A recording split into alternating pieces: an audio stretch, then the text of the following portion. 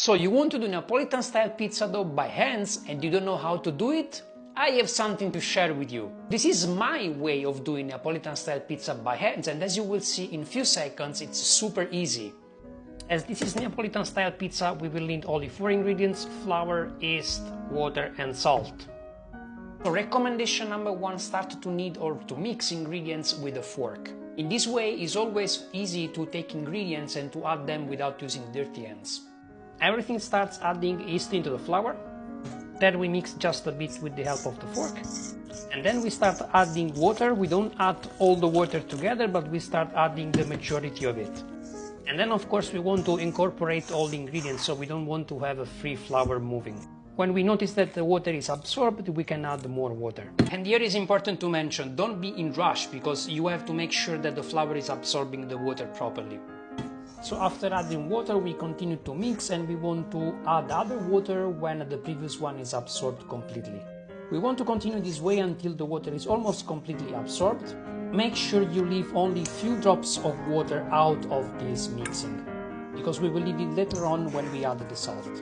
As soon as the dough becomes too tough to be manipulated with the fork, we will start using the hand. Now notice that I always use one hand to mix the dough and the other hand to turn around the bowl.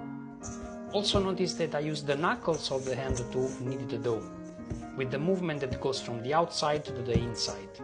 And after about 5 minutes we are ready to add the salt. We start the kneading in just a few seconds, and then we are ready to add the remaining water. And then of course we keep kneading to absorb all the salt. From now on we keep kneading with the same movement, so we want to move the dough from the outside to the inside, and if needed also move the dough upside down and start kneading again with the same movement. After about 15 minutes of kneading, we are now ready to have the dough resting. You want to cover it with a wet towel. The towel has to be wet but not dripping. And after about 15 minutes we are ready to open it again, and you will notice already how the dough changed dramatically. Here I'm doing a window test to show you how strong it is already after just 15 minutes. Amazing, no? So we can move to the countertop, where we will do a couple of times folding and 10 more minutes of resting.